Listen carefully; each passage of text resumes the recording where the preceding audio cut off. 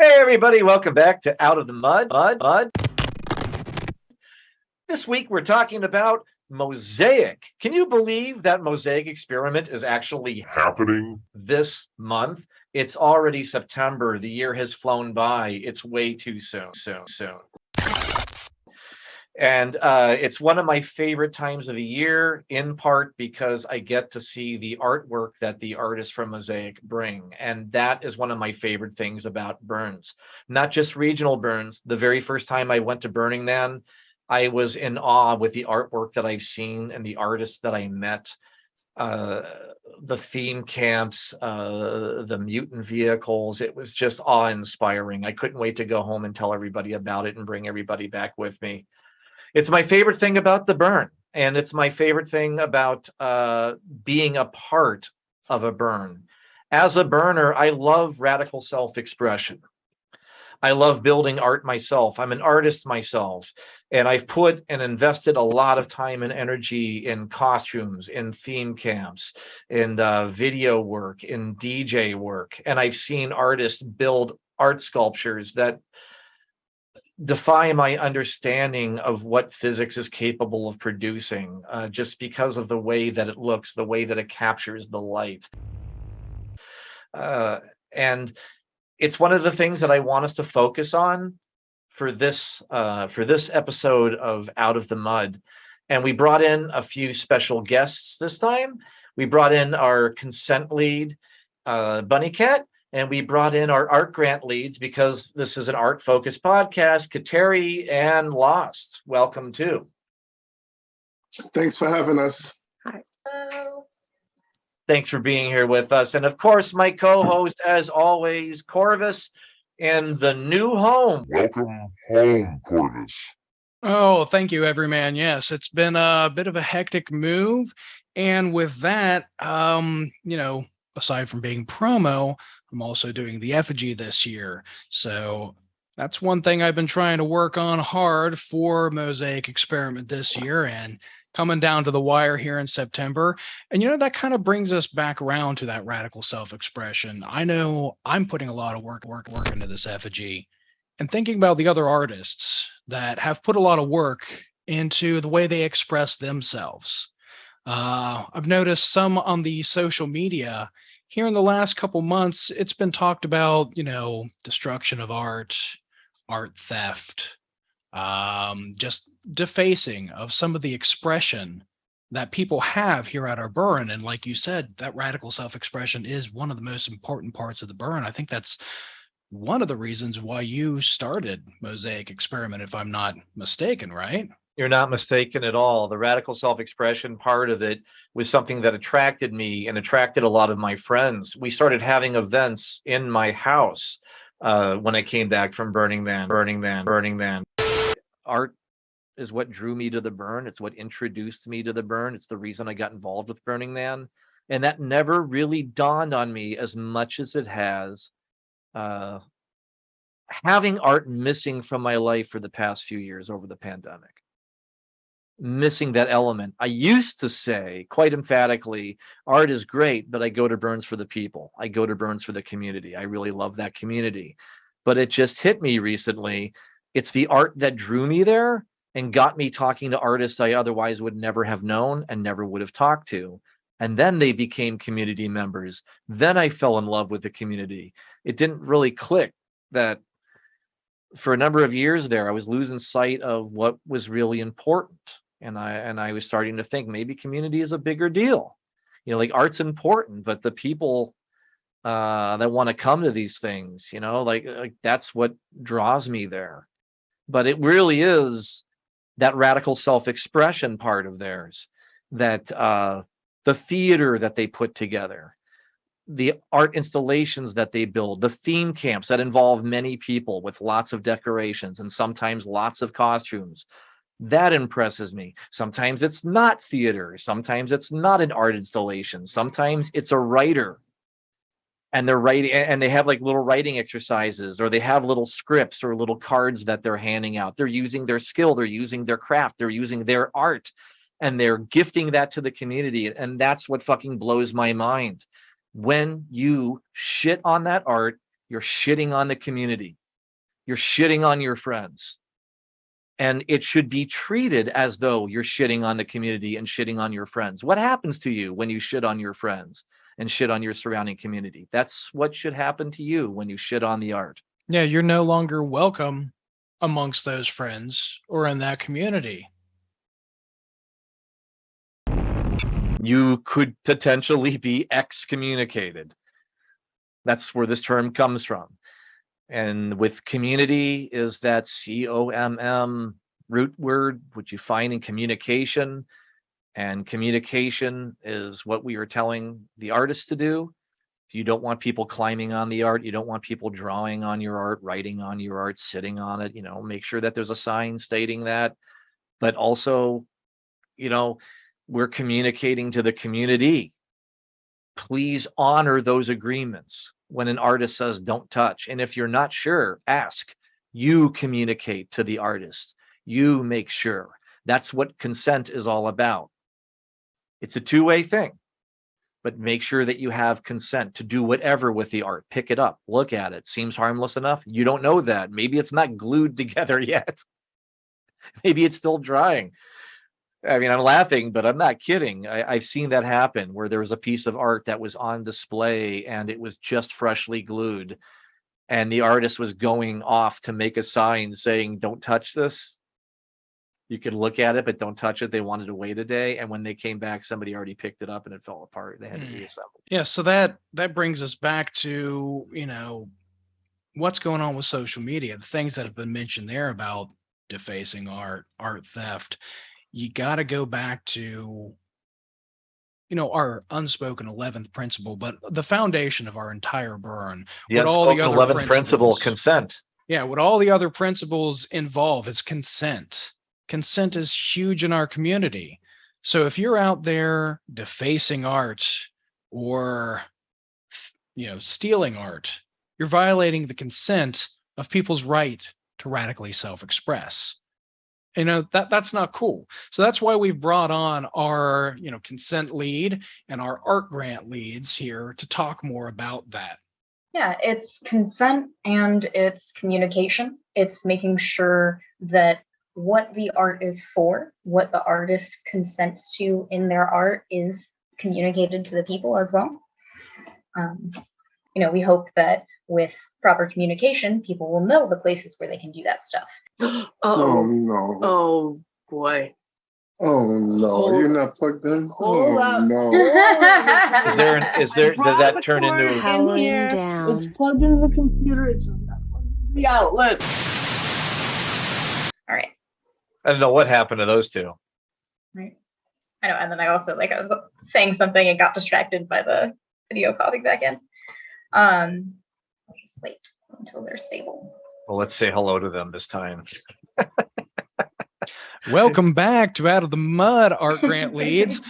Sorry about that. We're having some kind of technical difficulties. We're having technical difficulties with this entire podcast. The weight of it seems to be imploding on itself as we get closer to the burn. So with that being said, I'm going to focus on trying to get this effigy finished, and I'm going to leave y'all to this. So I'll be back later in the episode before this entire thing collapses. So I'll see you back in the mud here in a while.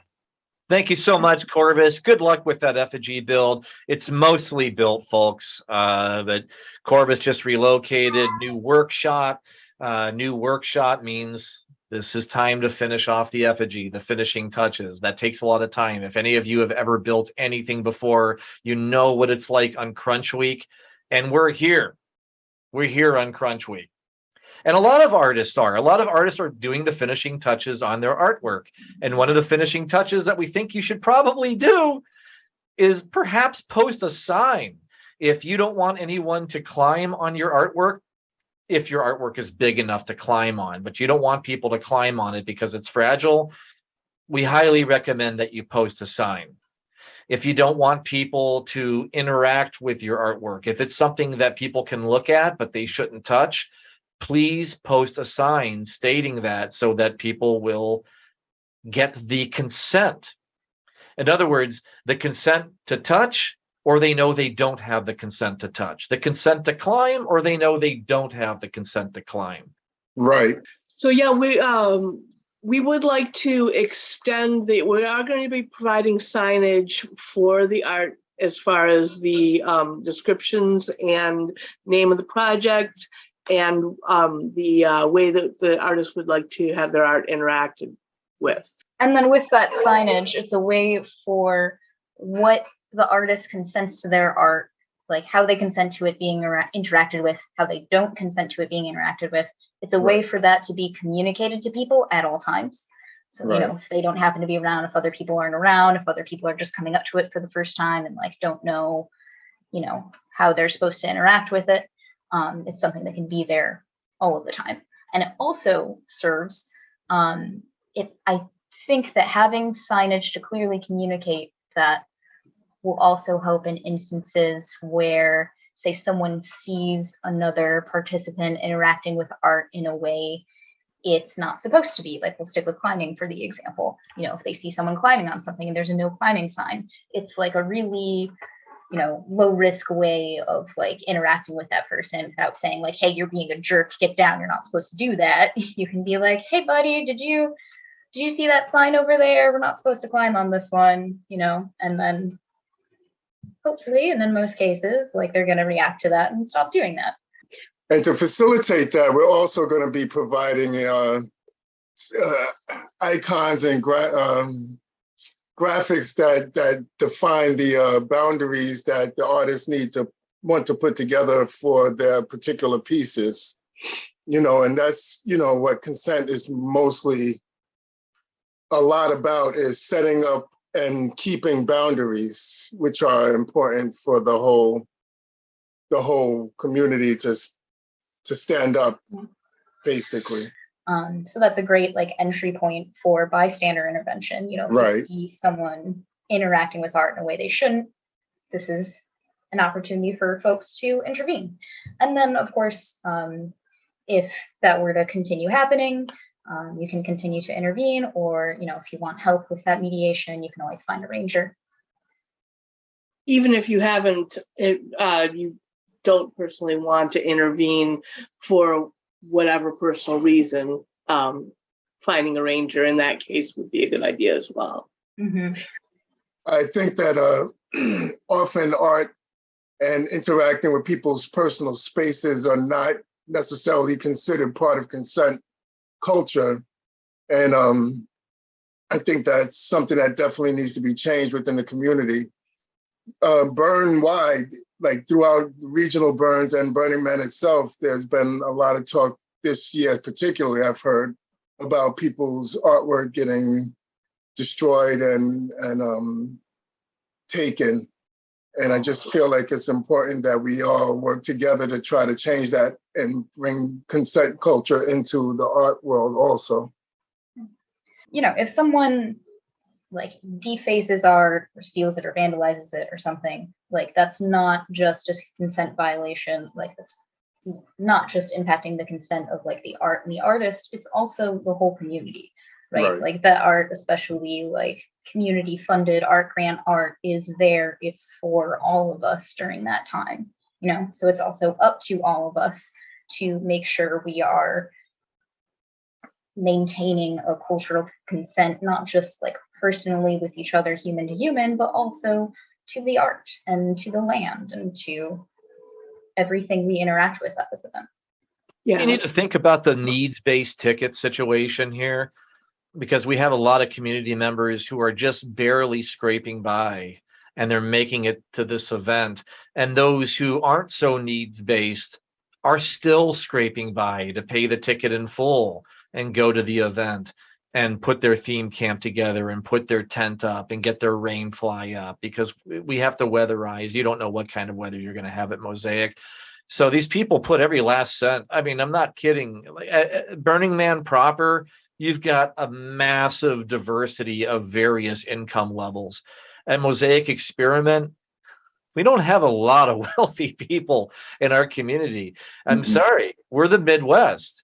And one of the reasons why regional events are so attractive to us is we're not having to drive as far. It's less expensive, especially now with the price of gas the way it is. It's really expensive to even get to an event in your own damn state. Right. People are running out of money. And People who are taking the time to create art a lot of times are taking the time out of work. To people who are making theme camps and bringing themselves and their things and their belongings are also losing money because of the time that they're taking to put into it. So it is, the effort equates to finances pretty often. That's it. I mean, if you steal from these people, these are your friends. This is your community. This is the Burning Man community in Ohio. I mean, it's obviously people from all these different regions. This is an Ohio regional burn, but there are people from all over the Midwest and South and East Coast that come up to this thing, but at great expense. And when you violate these people, when you steal from them, if you deface their property, I think it's in the mindset that it's all gifting. I think a lot of newbies come in and they don't understand it. I don't think they completely understand the 10 principles. I think everything is free to take.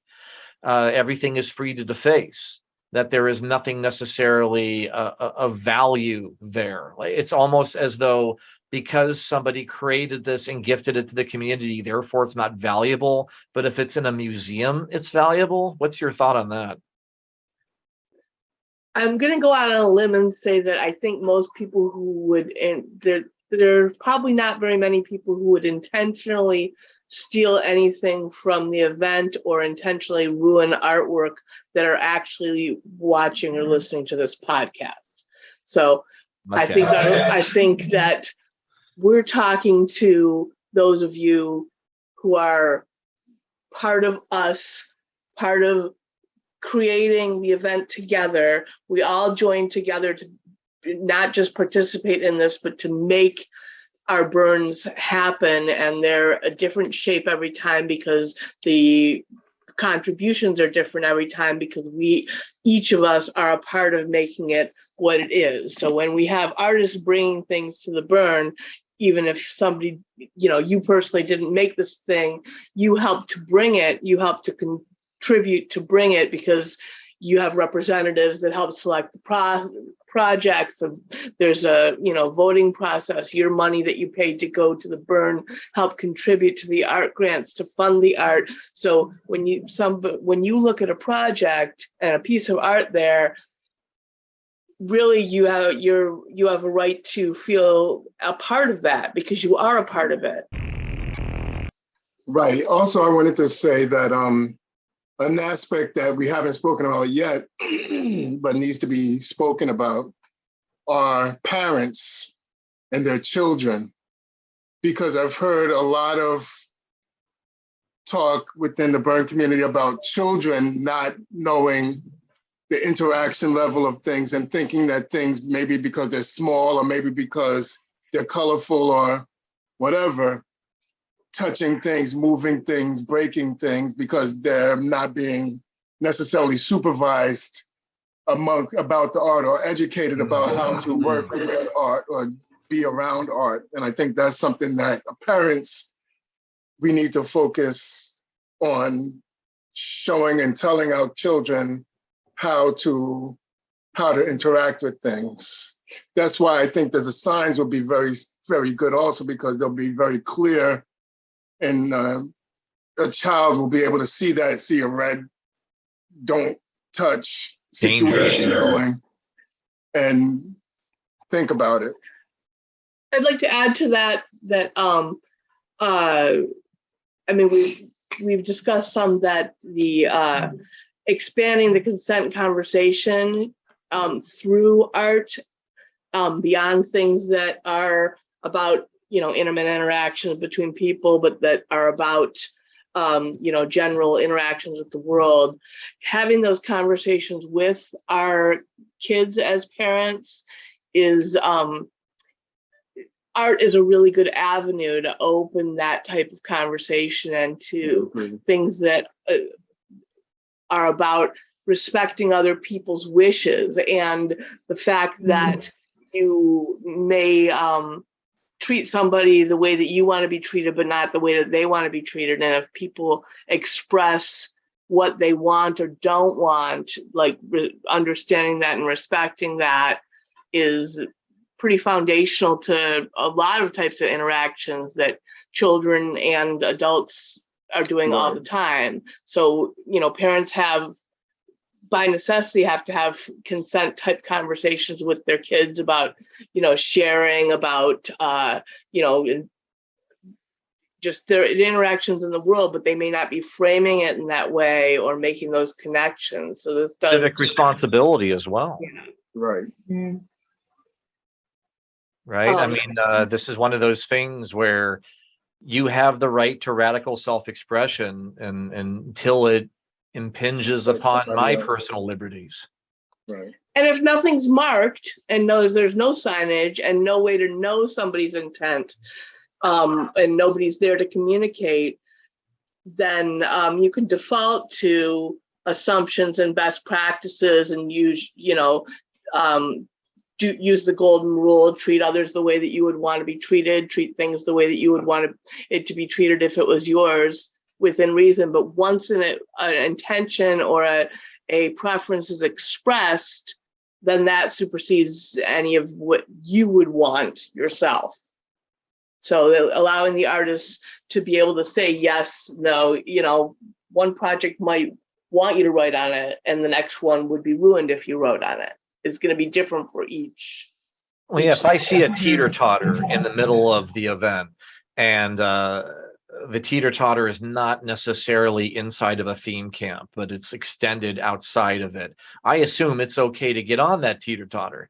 If you put a sign on there, though, if you put a sign in front of it saying use only between these hours or use only during daylight hours, people are far more likely to observe that.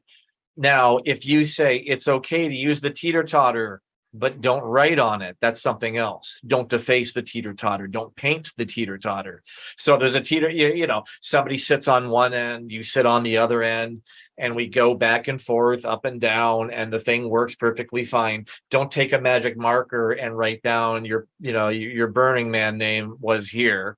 So if you don't post a sign, people may end up doing that. And a lot of folks, especially newbies, think because it's a Burning Man event, that means everything there. I've been told this several times by newbies. They assume everything that's brought there gets set on fire before it leaves. Wow. Oh. I've heard this several times, especially from people who have no concept of it. They've only heard of Burning Man. They've read about it in the media. And they know it's an art event other than they think it's all nudity, sex, and drugs thing. Once they get past that, the assumption is because it's a Burning Man event, everything that's there must get set on fire. I know artists who refuse to go to Burning Man events because they think they have to set their art on fire. Wow. Okay. I mean, that's just a communication thing. Like if you're new to this community and new to these events, please understand that, especially at a regional event, especially at Mosaic. We're not burning everything. Yeah, we only have register one of the regular art grant projects that is going to be on fire. Other than the effigy.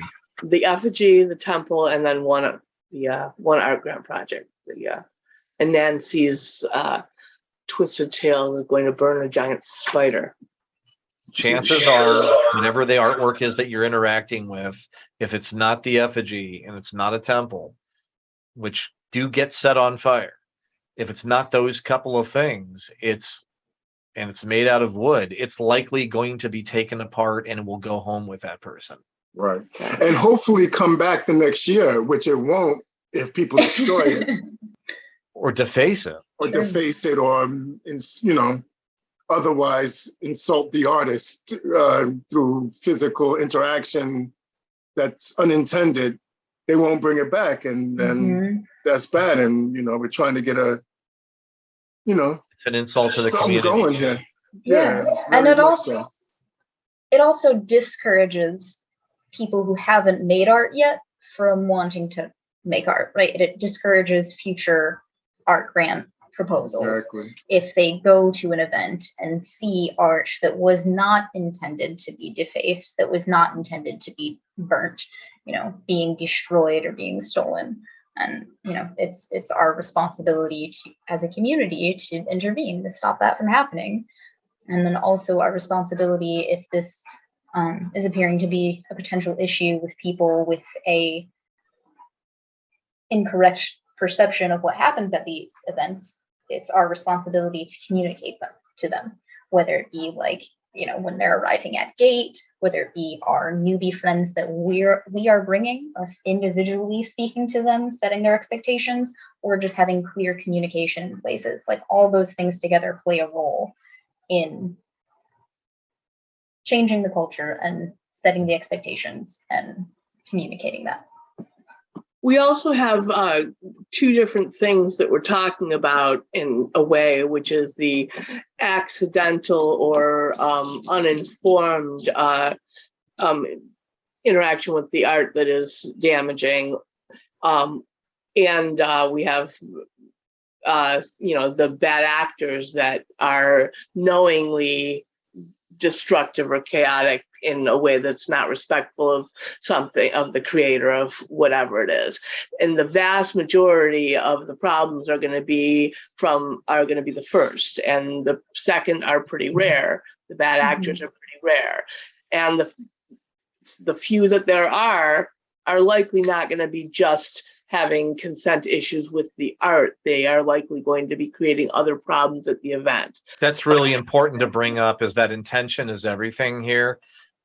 And there are times people don't understand that they weren't supposed to deface something, or they weren't supposed to. There are times they think, oh, this looks mobile, I'm supposed to move this around. And if there's no sign there telling them otherwise, they just assume it's okay, especially if this is your first burn. Like, some of these situations require a bit of investigation, just like any kind of consent report requires investigation. There's what you see happen, there's what you hear happened. That's one thing. That's one side of the story. This person did this thing to me. This person did this thing to my art. That's one side. The other side is that person's side of, I didn't know this wasn't okay. I thought this was what was supposed to happen. I thought this was what I was supposed to do. I thought I was just going with the moment. I didn't see anything or hear anybody tell me anything otherwise. And the consent team is a great resource for that, right? Like, we are there to help people when these breakdowns in consent occur. Most of the time we're aiming for growth and healing between the two parties, whatever that friction was, and whether that ends up being an apology or some mediation, or figuring out, where the miscommunication happened, how we can move forward for that not to happen again. The consent team is an excellent resource for those tough conversations after something happens. How do we pick up the pieces? How do we come back together?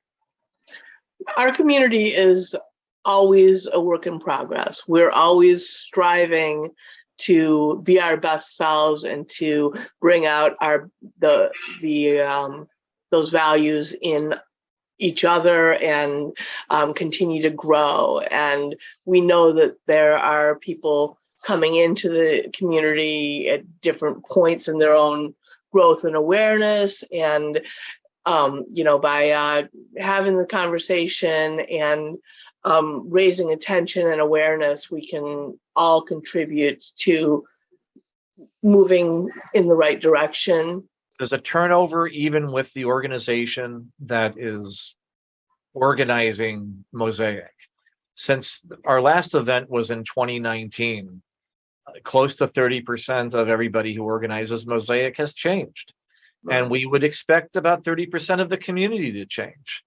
And year over year, members of the community disappear and new ones come in. People have heard about Burning Man. They've never been to Burning Man. And it's often advised, maybe try going to a regional event first. And if you feel good there, maybe go to a bigger one. If you feel good there, go to Burning Man proper in the desert. That's how people get introduced to us very often, actually. And we've got veterans who have been around since the very beginning. And we've got people that have been there that just drop off after a few years. It just happens no matter what regional event you go to. You can't guarantee that the theme camp that was there last year is going to be there next year. That art piece that really inspired you last year might not necessarily be there this year, but that artist may. But what brings these artists back is what we're focusing on, and what attracts these artists to the burn is what we're focusing on with this podcast. Because if you're afraid of theft, of damage, defacement of your work, and that sort of thing, this is what we're trying to address with the consent team this year. And we're making a point of this right now because art has been damaged in the past. And art has been stolen in the past. And we're racking our brains trying to think of, why did this happen? What can we do to stop this? And some of this is participants not understanding, especially new people. Some of this is artist communication to the participant, maybe inadequate signage, maybe inadequate communication. Communication goes both ways. Communicate your expectations with your art if you bring art, and also communicate to the people around you, even if you don't bring art, if you're just a participant. Communicate to the people you're bringing with you. Communicate when you see other people. Like if you see someone doing something that is stated that they're not supposed to do, say something,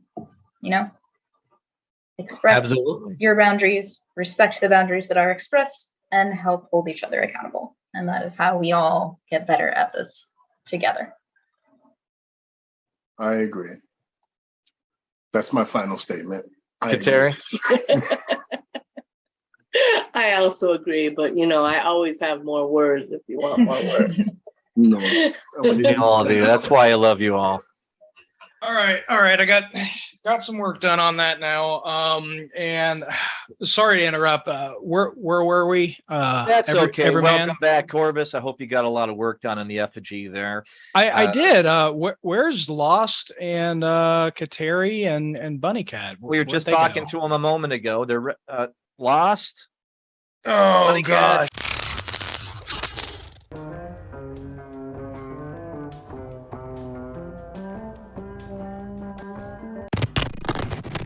Kateri. Everyman, it looks like this entire thing is now falling apart. The podcast they has go? swallowed our guests.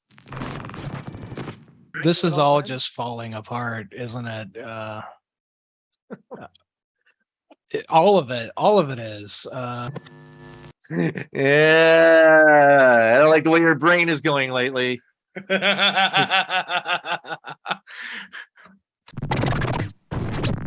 did our guests go? If you look down to your left, you might see a black hole starting to open up.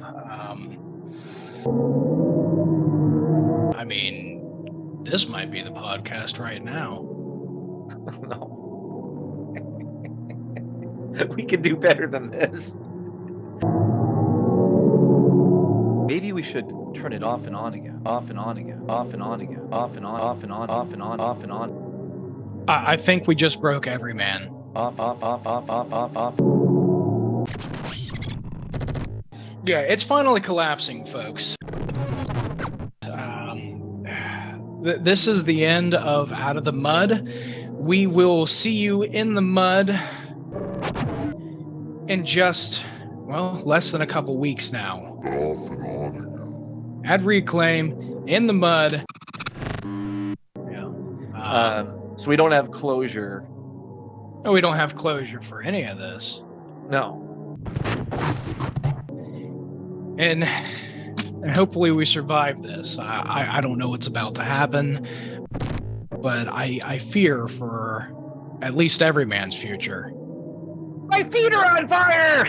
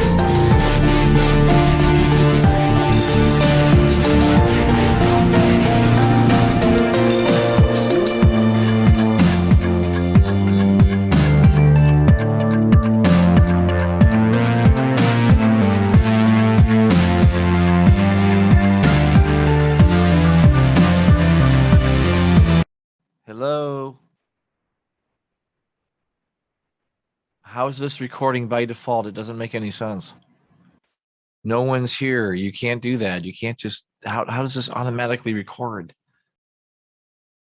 Really confused.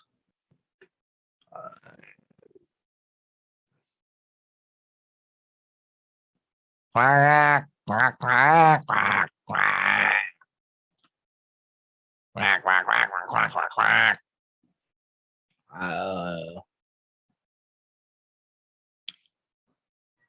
Quack, quack, quack, quack, quack, quack, quack, quack, quack, quack, quack.